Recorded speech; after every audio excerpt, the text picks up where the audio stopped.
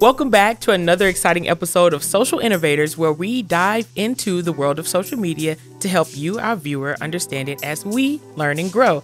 This week, I have a really exciting guest, the coolest guy at the office. Even though he told me I needed to use a different word to describe him, I think coolest is most suiting. So, Mr. Chip Culpepper. Chip, thanks for joining us this week. Well, thanks, Chris. We're so excited. Just to preface, disclaimer, this episode is not to call you old, but it is to get advice and a little history lesson from a seasoned social media creative Seasoned. veteran. I like seasoned. Seasoned. We love okay. well-seasoned things. Okay. Well, I appreciate that. And thank you for not directly calling me old. But yeah, we can talk history. Yeah, because there's a lot to be learned from history. Even though social media has had a brief history, it has grown exponentially since its birth in 2002. This is true, and I've been around for all of that. I can date myself. I can say that I've been around since people started using the internet. One of my jobs was at a place that was one of the first hubs, if you will, in Arkansas for internet connections, and we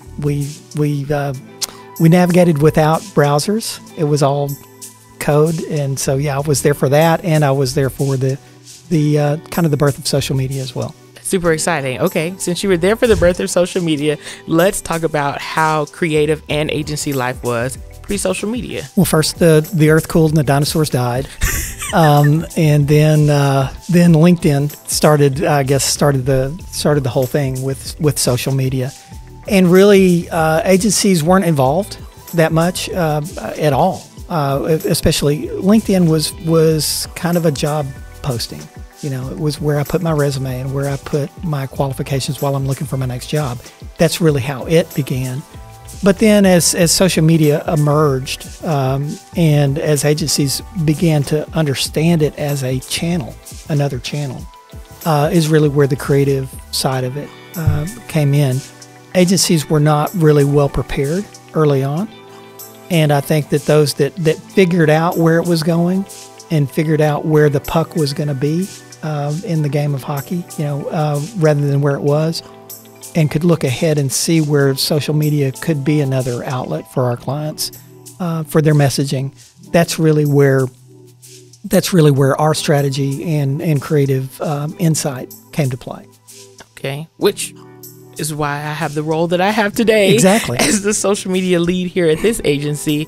That was probably not even thought of when you first started. Not at all. We were fortunate enough in that the partners, I'm one of the partners in the firm, and we all decided that we really needed to understand where this could be going. And at about the same time, another partner, Tim Whitley, really had a grasp on it. And he emerged as a thought leader and as a true leader in the field, and created a company around it. And we embraced the company that Tim had created, and really started applying how our clients could fit into his model, and really merged the two ideas of a traditional approach of marketing and advertising with the digital approach that Tim had, and created what we now call Tradigital. And that's really, wrapping everything under the same discipline that you need to have from a messaging standpoint. Okay, and since we're talking about merging traditional and digital, how do you think social media has changed the way that creatives or agencies function? How has social media changed the creative function? It has changed absolutely everything, and it has changed absolutely nothing. And I mean that because... Let's talk about it. Well, the work that we do is still the same. It's founded in strategy, and it is a manifestation of a strategy creatively. Social media changed how fast we have to do it, so it really ramped up the speed and the return time that we have typically in how we develop things. So we had to do it faster, better, smarter. But it didn't change the discipline of writing and design. We just had to adapt it. into this new channel. That's interesting that you have that point. Some researchers in like studies say that they feel that social media has watered down the creative. And of course, that's a skewed bias perspective. That's probably someone who felt that they had more fun and more time, because time is something that you just mentioned has changed. They felt that they used to have more time to develop and present and concept. And with social media always constantly moving, now they don't have time. Like when you develop and concept, it's out, it's in the internet, and now they're on to the next big thing. Right. And that is true. I mean, I don't know that it's watered it down. It's made you think quicker. It's made you respond faster. And yes, time rewriting. The best writing comes in the rewriting is the old saying, and that's true to some extent. So you really have to nail it. You really have to be confident in what you're putting out there, because it's a function of time. That's good. That's super. That's a function of time. We need to write that down. Chip has all the quotes. So going back to social media and how it's affected the creative realm, what is your favorite part of social media as it affects the creative realm? My favorite part of social media as it affects the creative, I think, just if you've got an idea, if you've got a good idea, and it's the right idea, I think social media allows you to express it in a very timely fashion, but also it gives it more legs. It gives it more extension. It gives it more life. And really, an idea, if you hold it so precious, in creatives, we like to have those ideas that are appealing. And if you hold it and you just try to nurture it and nurture it and nurture it, if it's a weak idea, maybe you can get it there over as a function of time. But if it's a really strong idea and it bursts onto the scene and it bursts out of your head and it bursts out of the collaboration that you have with the creative team, then it's ready to run. And social media is the way to, let's test it and let it get it out there. See if it's strong enough to stand. That's what I'm always doing. I say, hey, let's try it out. And if it doesn't work, it doesn't work. It does. Awesome. Let's keep that cadence going. Right. No, that's important. Earlier, you brought in a prehistoric device. And I was you're intrigued by the bed of nails that I brought in. Okay. You asked for it, and the audio guys in the video, he's gonna hate me for this. So this is my visual. I'm a visual learner, and so this is my visual for creative messaging.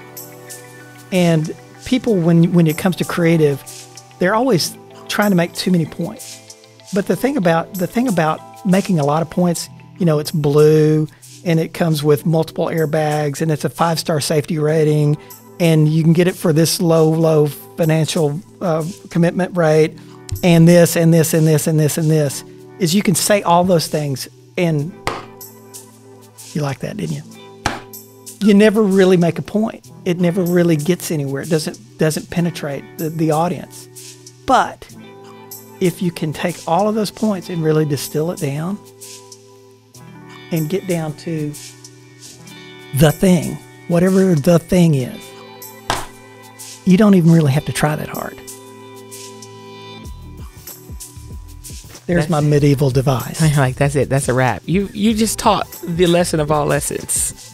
Well, get to the one point. Get to the point. Or all those other points are not effective. And you can make multiple points, but just make them one at a time.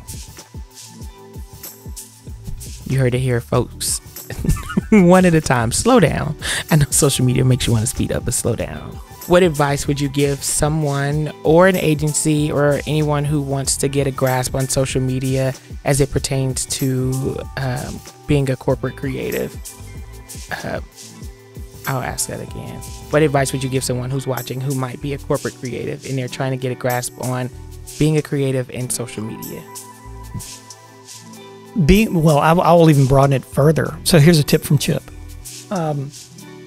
Being a creative, it's a muscle that you've got to work out. People tell me all the time, I don't have a creative bone in my body. Well, that's not true. Humans are creative. We are a creative species. And so it's just a muscle you have to work on. It's like any other workout. You've got to flex that creative muscle as many times, and repetition is how you do that. So if you're in a creative role in a corporate setting, find every opportunity you can to flex that muscle. And even when you've got downtime, which is hard to find downtime. Oh yeah. But if you do find yourself with downtime, there are lots of creative exercises you can go through and write and rewrite and work on your craft. And only through that honing, only through that repetition, only through that lifting of the creative weight, will that muscle get stronger. There you have it. Once again, I'm speechless. Thanks for tuning in. And just to reiterate today's tip from Chip, because we're going to have him back because this guy is amazing. Flex those creative muscles. It's important that you take an opportunity whenever given the space to try something new. Try one idea. If it doesn't work, try something else. That is how we grow and evolve. And you can learn from yesterday as well.